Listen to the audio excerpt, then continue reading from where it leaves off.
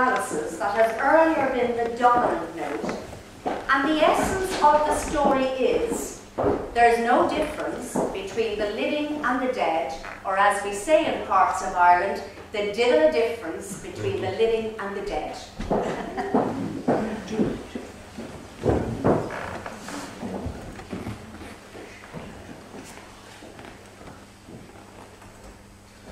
Mr. Conroy, Miss Kate and Miss Julia thought you were never coming. Good night, Mrs. Conroy. I'll engage they did, but they forget that my wife there takes 3 mortal hours to dress herself. Miss Kate, here's Mr. and Mrs. Conroy. Oh, you must be perished alive. Greta, Kate. Is Gabriel with you? Here I am, as right as the mainland, Kate. Is it snowing again, Mr. Conroy? Yes, Lily. And I think we're in for a night of it. Tell me, Lily, do you still go to school? Oh no, sir, I'm done schooling this year and more. Oh, then I suppose we'll be going to your wedding one of these fine days with your young man, eh? The man that is now is only all palaver and what they can get out of you. Lily, it's Christmas time, isn't it? Here's a Oh, minute. Just no, sir, really, sir, I wouldn't take it. Christmas time, Christmas time. Well, thank you, sir. Gabriel. Greta tells me you're not going to take a cab to Monkstown tonight, Gabriel. Oh no, we had quite enough of that last year, hadn't we? Cab windows rattling all the way, and the east wind blowing in after we reached Merriam. Very jolly it was. Greta caught a dreadful cold. Oh, quite right, Gabriel, quite right. You can't be too careful. But as for Greta there, sure she'd walk home in the snow if she was left. Don't mind him, Aunt Kate. You know, sometimes he can be an awful bother of a man. I mean, you won't believe what he has me wearing nowadays. Galoshes. That's the latest. Whenever it's wet underfoot, I must put on my galoshes. Even this evening he wanted me to wear them, but I refused. Next thing he'll be buying me will be a diving suit. What are galoshes, Gabriel? Galoshes, Julia. Goodness me, don't you know what they are? They're for wearing over your boots, Greta, isn't it? Yes, oh, we both have a pair. Gabriel says that everyone is wearing them on the continent. Oh, on the continent. Look, it's not very wonderful, but Greta here thinks it's very funny. Oh, but tell me, Gabriel, of course you've seen about the room. Greta was saying. Oh, the room is all right. I've taken one in the creche. Oh, to be sure, by far the best thing to do. And the children, Greta, you're not anxious about them? Oh, it's only for one night, and besides, Bessie will look after them. Oh, to be sure. What a great comfort it is to have a girl like that. One you can depend on. Miss Kate, here's Miss Furlong, Mr. Brown, and Miss Power.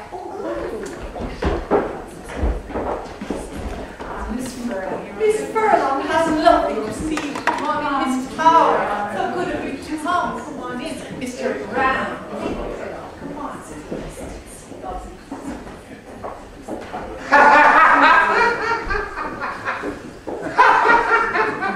Here's Freddie. Oh, slip out, Gabriel, like a good fellow, and see if he's all right. And don't let him in if he's screwed. I'm sure he's screwed. I'm sure he is. Oh, it's such a relief when Gabriel is here. I always feel much easier in my mind when he's here. Oh, Julia, Mr. Brown, Miss Furlong, and Miss Power will take some refreshment. Oh, I'm a man for the ladies. You know, Miss Markham, they're all very fond of me. Oh, God help me. It's the doctor's orders. Oh, now, Mr. Brown, I'm sure the doctor never ordered anything of the kind. Well, I'm like the famous Mrs. Cassidy, who's reported to have said, "Mary Grimes, if I don't take it, make me take it, for I feel I want it." Oh, Miss Power, why don't you put us all in the mood with one of your beautiful songs? Oh, yes, Miss.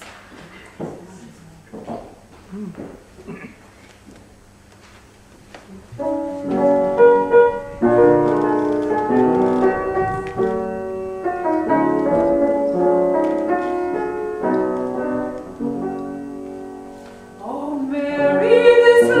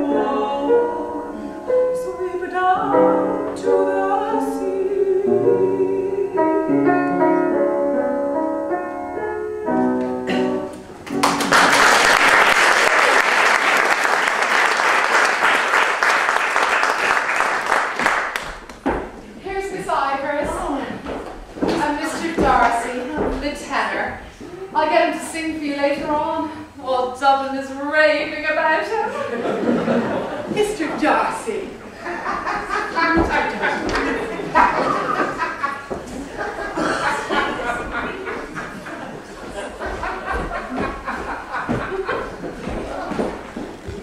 Here's Freddie, Kate, and Gabriel is with him.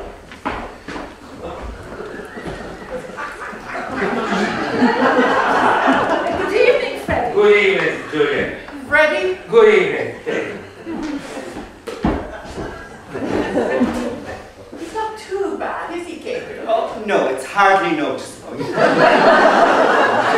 terrible fellow. His poor mother made him take the pledge on New Year's Eve.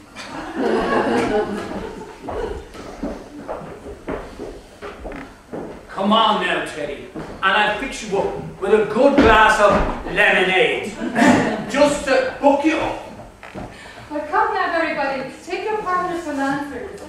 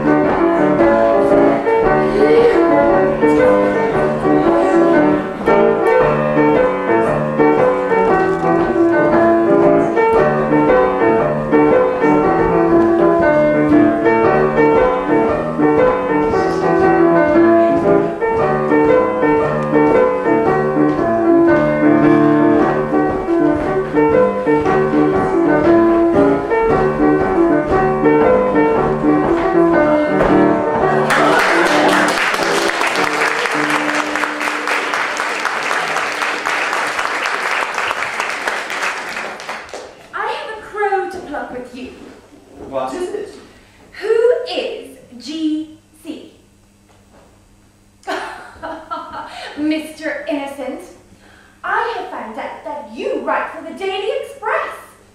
Now, aren't you ashamed of yourself? Why should I be ashamed of myself? Well, I'm ashamed of you to think that you'd write for a paper like that. I didn't think you were a West Briton. Oh, Mr. Conroy, will you come for an excursion to the Aran Islands this summer? We're going to stay there a whole month. It'll be splendid out there in the Atlantic. You ought to come. Mr. Clancy is coming, and Kathleen Kearney. It'll be splendid for Greta too if she'd come. She's from Connacht, isn't she? Well, her people are. But you will come, won't you? Well, the fact is I've just arranged to go, well, you know, every year I go on a cycling tour with some fellows, and so we have... Where? Well, we usually go to France or Belgium or perhaps Germany. And why do you go to France and Belgium instead of visiting your own land? Well, it's partly to keep in touch with the languages and partly for a change. And haven't you your own language to keep in contact with? Irish? Well, when it comes to that, Irish is not my language.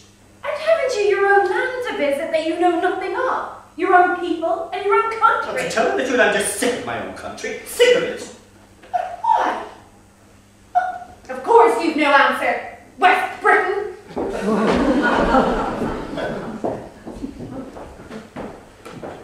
What row had you with Molly Irish? What? No row. Why? Did she say so? I was just wondering. You know, I've been hoping that Mr. Darcy will sing all night, but I'd say he's full of conceit. Look, there was no row, only she wanted me to go on a trip to the west of Ireland, and I said I wouldn't. Oh, Gabriel, please, do go. I'd love to see Galway again. Well, you can go if you wish. Oh.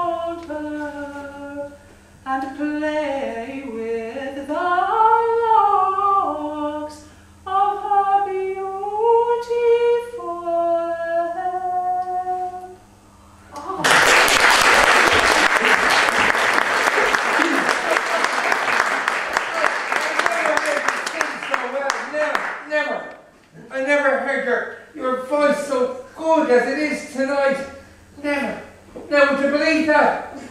That's the truth.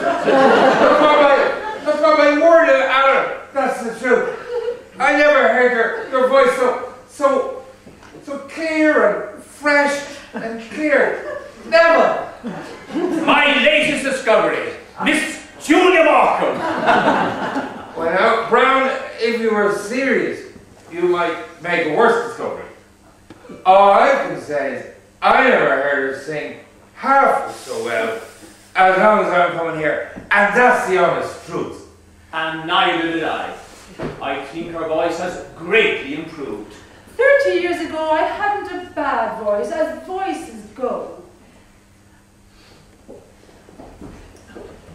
I often told Julia she was simply thrown away in that choir, but she never would be said by me. No, she never would be said or led by anyone. Slaving away, night and day, 6 o'clock on Christmas morning, and all for what? Well, isn't it for the honour of God, Aunt Kate?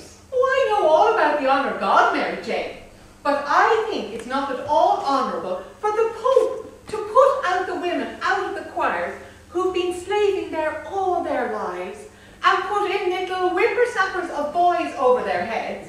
Oh, I suppose it's for the good of the church if the Pope does it. But it's not just, Mary Jane, and it's not right. Now, Aunt Kate, you're giving scandal to Mr. Brown, who's of the other persuasion. Oh, I don't question the Pope's being right. I'm only a stupid old woman, and I wouldn't presume to do that. But there is such a thing as common everyday politeness and gratitude, and if I were in Julia's place, I'd tell that Father Healy straight up to his face. Besides, Aunt Kate, we really are all hungry, and when we're hungry, we're very quarrelsome. And when we're thirsty, we're very I'm leaving now. Oh, Miss Irish. I don't feel in the least bit hungry, and I've already overstayed my time. Molly, it's only 10 minutes. I won't delay you. I need to take a big itself after all your dancing. Oh, I'm afraid you didn't enjoy yourself at all. Ever so much, I assure you. But you really must let me run off now. If you will allow me, Miss Ivers, I shall see you home if you're really obliged to go. I won't hear of it. And for goodness sake, I'm quite well capable of taking care of myself. Oh, aren't you a comical girl, Molly? Bonnet live. Oh, where's Gabriel? Where on earth is Gabriel? Here I am. Oh.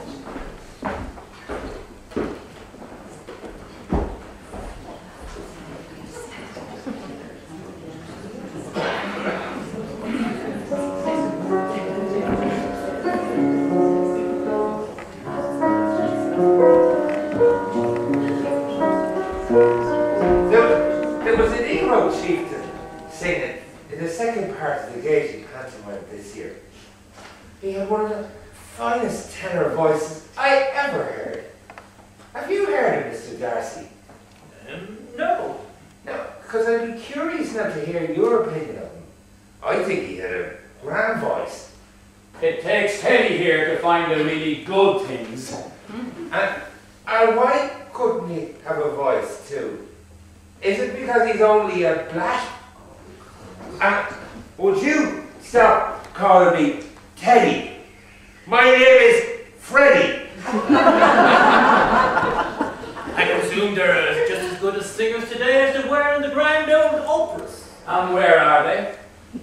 London, Paris, Milan.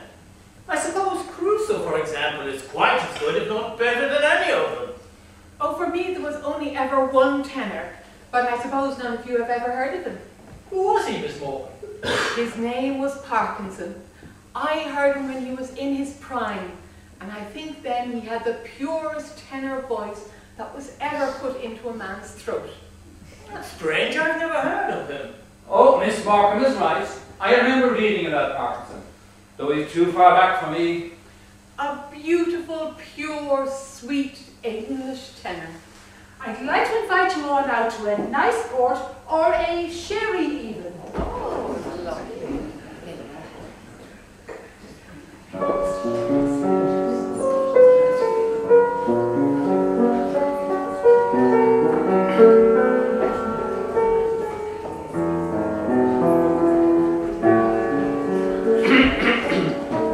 Ladies and gentlemen, it has fallen to my lot this evening, as in years past, to perform a very pleasing task, but a task for which I'm afraid my poor powers as a speaker are far too inadequate.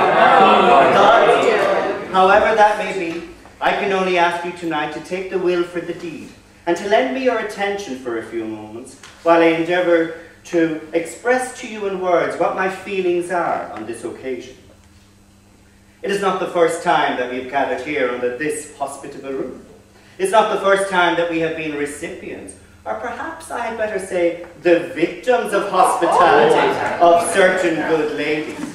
But as long as this one roof shelters the good ladies aforesaid, and I wish from my heart that it may do so for many and many a long years to come, then the tradition of genuine, warm-hearted, courteous Irish hospitality, which our forefathers have handed down to us, is still alive among us.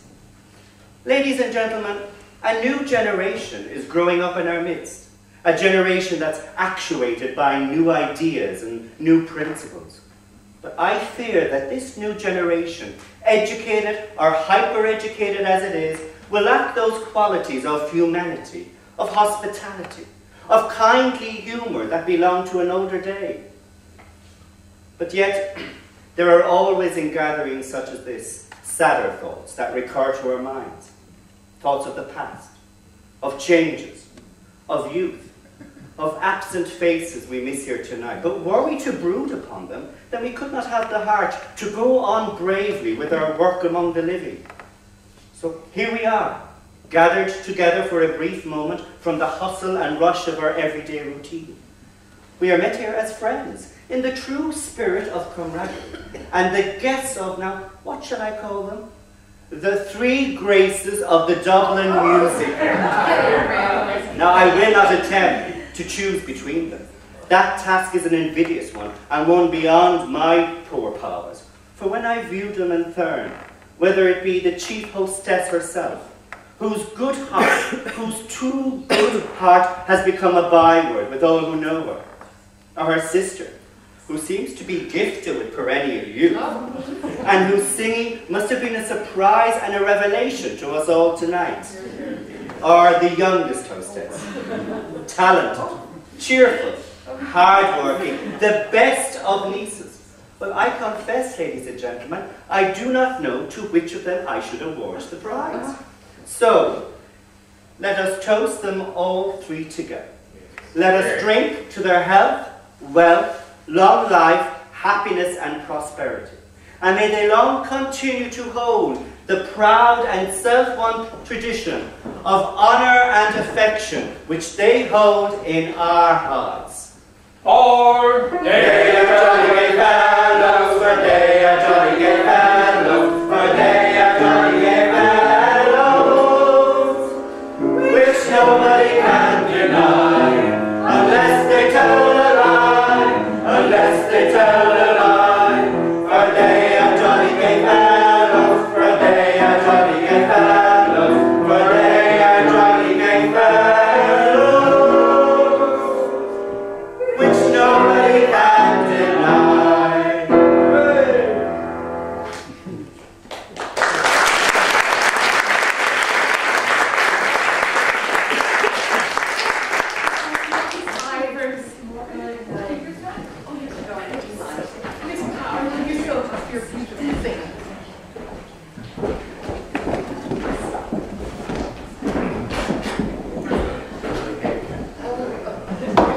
Ready? Good night.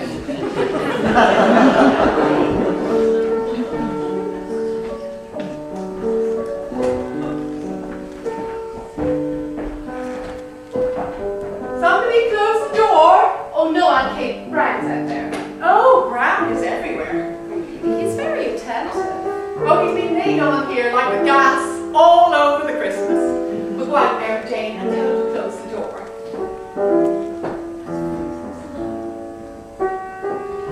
Rita's not out yet. Who's playing there? Oh, nobody, they're all gone. Oh no, Aunt Kate. Bartad's Arcee isn't gone yet. Oh, I see. Ooh, it makes me cold to look at you two gentlemen muffled up like that. I wouldn't like to face your long journey home at this hour. well, I I'd like nothing better this minute than a rattling good walk in the countryside, or a fast drive with a good spanking gore between the shafts. We used to have a very good horse and trap at home. They're never to be forgotten, Johnny. Yes. Why, what was wonderful about Johnny? Well, the late lamented Patrick Morgan, our grandfather that is, commonly known in later years as the old gentleman, was a glue boy. Oh, now Gabriel, he had a starch mill. The Lord have mercy on his soul. Well, glue or starch, his horse named Johnny used to work in the old gentleman's mill, and he'd be going round and round and round in order to drive the mill. So that was the wonderful Johnny. Well, good night to you ladies, and thank you for your hospitality. Good night, Mr. Brown. If you be the lass offering, which I'm taking you mean to be, tell me the first token which passed between you and me. Oh, don't you remember that night on your leaving, when we first met together, which I'm sorry now to tell. Oh, the rain falls on my heavy locks, and the dew wets my skin. My big eyes cold within my arms, but none will let me in.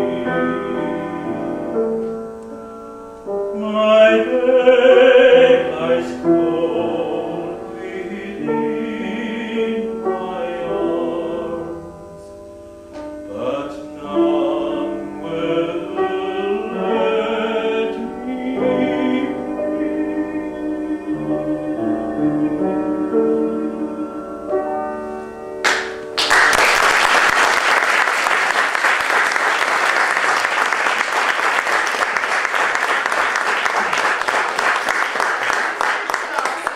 That was downright mean of you to stop like that when we were all in raptures listening to you. Mr. Darcy, what was the name of that song you were singing? It's called The Lass of Ockram. Why do you know it?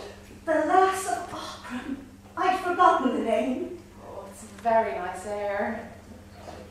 Well, good night, Aunt Kate, and thanks for the pleasant tea. Good night, Bradley.